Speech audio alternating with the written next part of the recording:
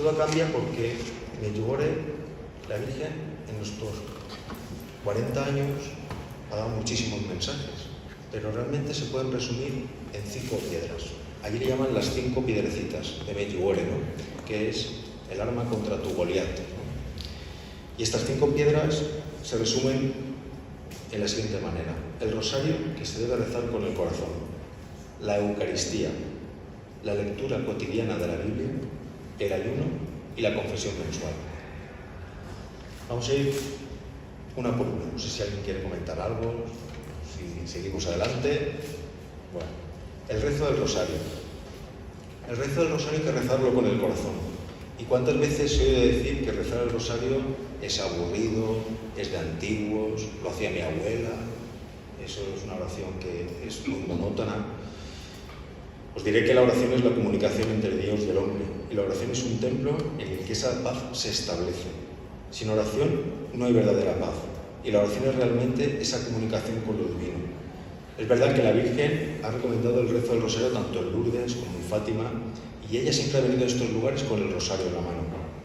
Porque el rosario es un gran milagro, es un signo del corazón del cristiano, porque entra en el misterio de la vida misma de Jesús, y el Espíritu Santo ilumina los rostros de aquellos que rezan el rosario, porque tienen un encuentro pleno con Jesús.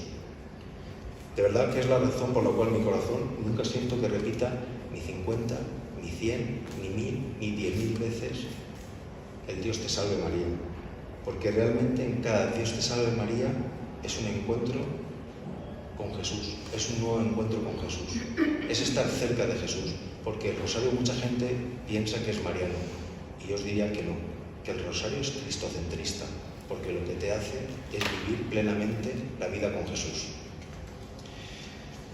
La Virgen nos dice también que lo más importante que tenemos es la Eucaristía, porque es el sacramento, es la fe, es la vida y es la vida de todo cristiano. Porque a través de la Eucaristía no es el hombre quien vive, sino es Dios quien vive en nosotros. Es Dios quien nos transforma en cada Eucaristía. En esa transformación del pan y del vino, para convertirse en el cuerpo y la sangre del Señor, también nos transforma a nosotros porque nos quita de nuestro pecado. Es la resurrección de Dios cada día en nosotros mismos. Por la Eucaristía todos colaboramos en ese sacrificio divino. En el misal de los sacerdotes, tenemos aquí un sacerdote, se dice, si no que me corrija, se dice que hay que añadir una gota de agua al vino que se encuentra en el cáliz. Y esa gota de agua representa al hombre sumergido en Jesucristo. El vino y el agua se unen. Y por esa transustanciación, esta gota de agua, que por sí sola no tiene ningún valor, se cambia en vino y transforma también en santa sangre. Es lo mismo que pasa con el hombre en la Eucaristía, en la Santa Misa. Se une a Dios y esa impotencia que tenemos, esa insignificancia, esos pensamientos, esas lágrimas, todo ese sufrimiento se convierten en valores divinos porque nos unimos a Cristo. Y hoy en día realmente es una pena porque no damos importancia a la misa dominical. Estamos enfermos, tenemos la sociedad que cada vez pues tenemos que hacer una autocrítica, ¿no? Porque realmente nuestro domingo es como la plaza del Templo de Jerusalén.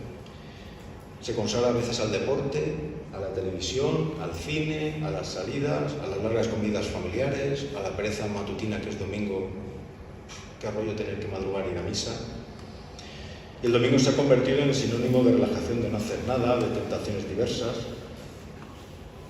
Y muchos renuncian así de ir a la Santa Misa el domingo, ¿no? Yo lo veo en mi familia, lo veo en mis allegados, lo veo en mis amigos.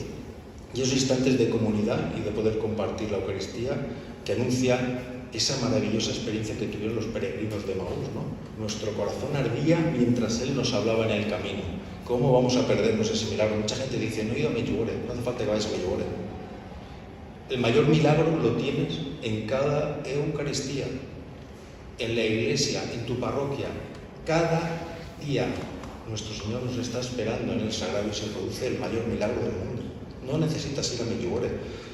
Yo conocí Medjugorje y confieso que quería ir a Medjugorje simplemente por los acontecimientos milagrosos, espectaculares. Me llamaba la atención, decía, ¿y esto?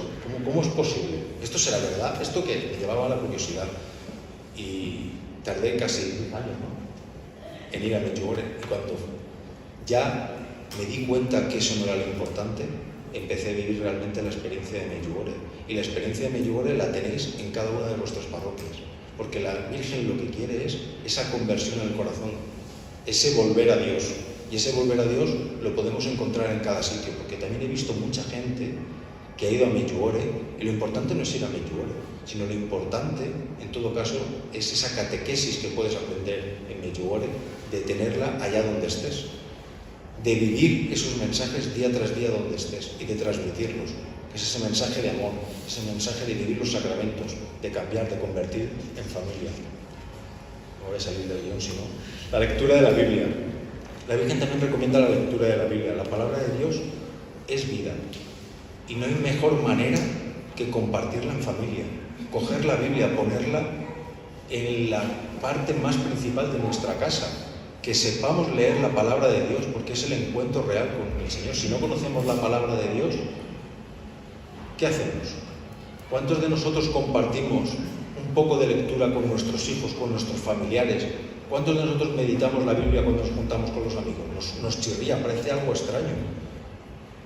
¿Por qué no nos proponemos el compartir la palabra de Dios en familia, compartir la palabra de Dios con los amigos, compartir la palabra de Dios en ese ambiente? Hay que intentarlo, hay que apartar el televisor del área principal y colocar la Biblia, que es mucho mejor y mucho más atractiva que el televisor, porque el televisor al final siempre la caja tonta nos dice lo mismo, ¿no? El ayuno.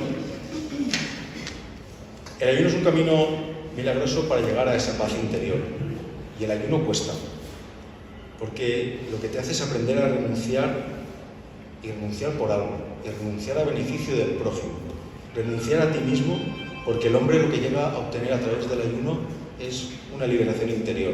El ayuno no es algo novedoso, la Iglesia lo lleva haciendo durante siglos.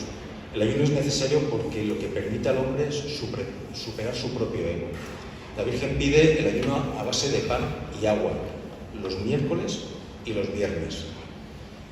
Y lo que hace el ayuno es ir cambiando ese corazón de piedra, ir teniendo más sensibilidad hacia las cosas que pues nos relacionamos en la vida, con el prójimo, ante los problemas, ante la sensibilidad de los que no tienen, ante las carencias de las cosas que parece que se nos dan por sí mismas, ¿no? Y las cosas no son así.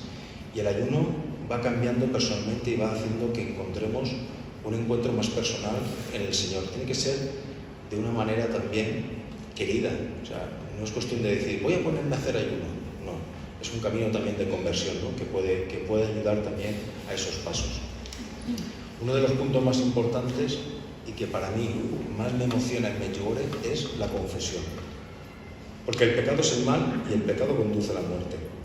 Y realmente, pues, si no encontramos ese espacio para que el Señor diga, te perdoné tus pecados, no estamos haciendo nada.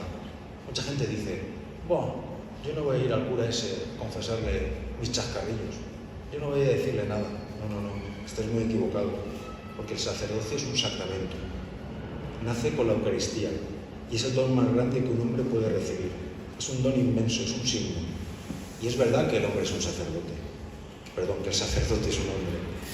Pero el sacerdote ha sido santificado, ungido, ha sido ofrecido a la Iglesia con el fin de continuar la obra de Jesús. Porque aquellos a quienes redimiráis los pecados les serán redimidos. Y el sacerdote es la presencia de Dios Padre, y esa presencia es el regreso al Hijo pródigo. Hay que ir a confesar, y hay que confesarse con un corazón abierto, porque el que te escucha no es el sacerdote, quien te escucha es Dios, a través del sacerdote.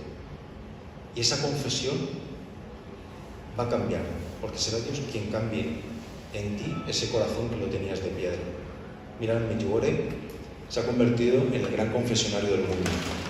Alrededor de la iglesia han construido una especie de casetas, y todas esas casetas son pequeños habitáculos que son los confesionarios, y se les ha quedado pequeño. Creo recordar que hay más de 80, pero es que hay sacerdotes, como veis en la imagen, que confiesan también fuera, en la calle, porque no abarcan para las confesiones de todos los peregrinos que hay.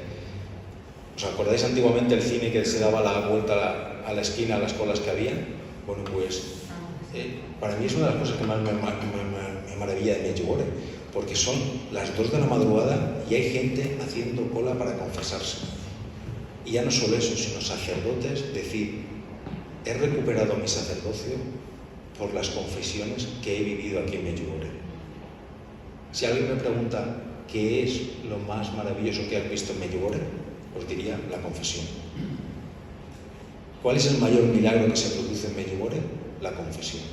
¿Y por qué? Porque es una llamada a la conversión, es el primer paso.